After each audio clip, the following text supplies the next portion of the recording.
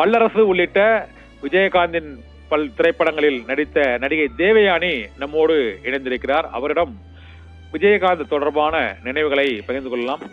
Devayani madam, வணக்கம் madam. வணக்கம்.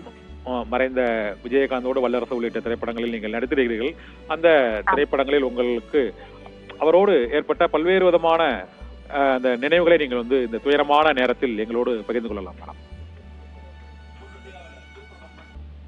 கஷ்டமான ஒரு செய்தி காலையில கேட்டோம். கஷ்டமா இருந்தது. சாரோட மறைவு நியூஸ் வேதனை கொடுக்கக்கூடிய ஒரு நியூஸா இருந்தது காலையில. ஒரு அற்புதமான ஒரு மனிதன் அவரு. நல்ல இயல்பான குணத்தோட ரொம்ப போல்டான பர்சன் அவரு. ரொம்ப சிம்பிள் பர்சன், பேசிக்கலி ரொம்ப சிம்பிள் பர்சன். எல்லாரும் கூட இயல்பா மூவ் பண்ணக்கூடிய ஒரு ரொம்ப சாதாரணமா டீல் பண்ணுவாரு. ரொம்ப சிம்பிளான ஒரு பர்சன். அப்படிதான் நாம பாத்திருக்கோம் சார்.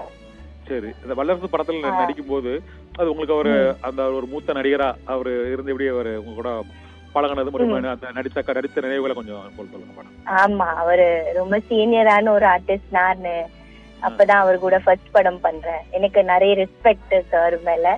அதிகமா எல்லாம் பேச மாட்டேன். சார் தான் பேசுவாரு. ஆனா நமக்கு ரொம்ப இயல்பா கூலா ஃபர்ஸ்ட் படம் பண்ணாலும் எனக்கு அப்படி ஒண்ணும் தோணல. ரொம்ப ஃப்ரெண்ட்லியா இருப்பாரு. ஃப்ரெண்ட்லி குணத்தோடயே இருப்பாரு. நல்லா பேசுவாரு.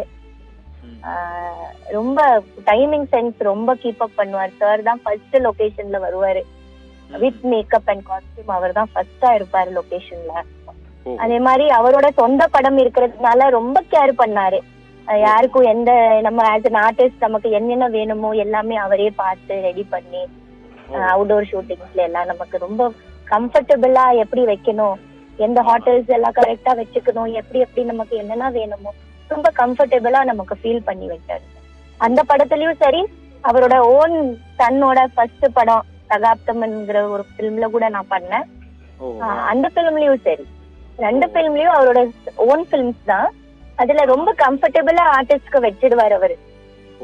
ஆமா, ரொம்ப ரொம்ப பாப்பாரு, நல்லா பாப்பாரு. அந்த நடிகை இயக்குனர் மட்டும் அந்த தொழில்நுட்ப கலைஞர்கள் மற்றும் இந்த இணை நடிகர்கள் அனைவர்களோட இந்த உணவு அவங்க சாப்பிடுறது எல்லாருக்குமே ஒரே மாதிரியாக அந்த உணவு எல்லாம் இருக்கும். அந்த ட்ரீட்மெண்ட் கண்டிப்பா. அப்போ எல்லாம் கேரவான் எல்லாம் இல்லையே சார். நாங்க எல்லாம் ஒன்னாவே மரத்தடியோ பாரத்தடியோ அங்கதானே நம்ம யாராவது வீட்டுலயோ அப்படிதானே. அந்த காலத்துல கேரவேன் எல்லாம் இல்ல. இப்ப கேரவேன்ல ஒவ்வொருத்தரும் டிஃபன் கேரியர் வச்சுட்டு அங்க இங்க அந்த ஒற்றுமையே இல்லையே சார் இப்போ. அப்ப எல்லாம் ஒரு ஒற்றுமையா இருப்போம். நாங்க ஒன்னா உட்காருவோம், சாப்பிடுவோம் ப்ரொடக்ஷன்ல. அந்த அந்த விஷயம் அதுக்கப்புறமா ஒரு 2000 அப்புறம் எல்லாமே போயிருச்சே சார், மெல்ல மெல்ல.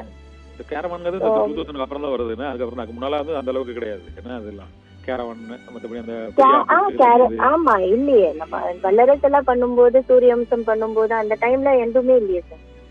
அது அப்புறமா தானே வந்தது. 2000லயும் இல்ல, என்கிட்டதான் ஃபர்ஸ்ட் கேரவான் வந்தது. நான் தான் வாங்கினேன், ஓனா வாங்கினேன். பட் 2010க்கு மேலதான் இதெல்லாமே வந்ததுன்னு நினைக்கிறேன். அப்போ எல்லாம் நாங்க ஒன்னாவே. ஆனா அதுக்கு முன்னாலே அந்த மாதிரியான எந்த விதமான பாரபட்சம் இல்லாம அந்த ஸ்டார் வேலையும் மற்றபடி இந்த சாதாரணவங்க எல்லாத்துக்குமே ஒரே மாதிரியான அந்த பழகுறது மற்றும் அவங்களுக்கான உணவுகளை கொடுக்கறது மற்ற விஷயங்களே. ஆமா, அவர் நிறைய ஷோஸ் எல்லாம் ஆர்கனைஸ் பண்ணாருல்ல. அப்போ நடிகர் சங்கத்தோட தலைவர் தானே அவரு. ஆமா ஆமா. அப்போ கார்கில் வார் நடந்தது 97லோ 6லயோ 7-8ல ஏதோ சம்திங். அந்த டைம்ல நாங்க எல்லாரும் ஷோஸ் பண்ணோம். மதுரையில எல்லாம் ஷோ நடந்தது. அப்ப சார் தானே நடிகர் சங்க சார்பாக ஒரு ஃபுல் ட்ரெயினை புக் பண்ணி நாங்க சென்னை டு மதுரை ட்ரெயின்லயே போனோம். Up and down train book பண்ணிட்டாரு. ஃபுல் ட்ரெயினே புக் பண்ணிட்டாரு.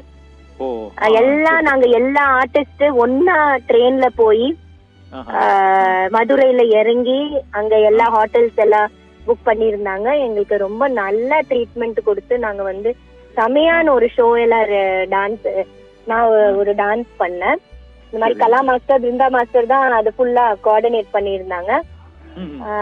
ஒரு டான்ஸ் ஷோ எல்லாம் பண்ணி நாங்க நிறைய பணத்தை ஃபண்ட்ஸை ரேஸ் பண்ணியிருந்தோம் கார்கில் வார்க்கு.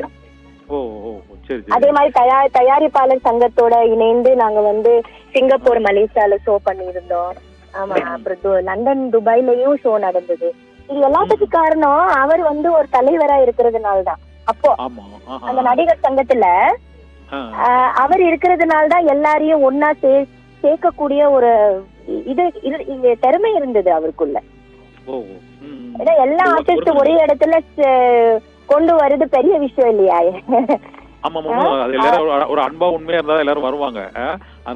ஆமா, பின்ன எல்லாரையும் எங்க இருந்தாலும் இந்த விஷயத்துக்காக நீங்க எல்லாரும் ஒன்னா வரணும் செய்யணும்னு அவரோட பேச்சு கேட்கக்கூடிய அவர் தலைவரா இருக்கிறதுனால தானே அதெல்லாம் முடிஞ்சது. அது இது ரொம்ப பெரிய விஷயம் இது. அதுதான் ரொம்ப சூப்பரான ஒரு விஷயம். நாங்க அதை ரொம்ப மிஸ் பண்ணுவேன். அந்த மாதிரி ஒரு மறுபடியும் நடக்காது. உண்மைதான். ஆமா, எல்லாருடைய நடிகர்கள், தொழில்நுட்ப கலைஞர்கள் மற்றும் நடிகர் சங்கம், தயாரிப்பாளர்கள் உள்ள எல்லாருமே அந்த ஒரு உண்மையான அன்போட அவர் பழகி இருக்கிறார். அதனாலதான் வந்து இந்த அளவுக்கு எல்லாருமே அவரை பத்தியான நினைவுகளை போட்டுறாங்க. நீங்க அவருடைய எத்தனை படம் நடிச்சீங்க? அந்த வல்லரசு நான் ஒரே படம் தான் பண்ணிருக்கேன் சார். அதுக்கப்புறமா ஒரு தன்னோட படத்துல நடிச்சேன். சகாப்தம் படத்துல. அவ்வளவுதான். ஓகே மேடம், உங்களோட அந்த விஜயகாந்தோட நினைவுகளை நீங்க எங்களோட இந்த துயரமான நேரத்துல பகிர்ந்து கொண்டு பல்வேறு தகவல்களை தெரிவித்தமைக்கு மிக்க நன்றி மேடம். Thank you sir. நன்றி.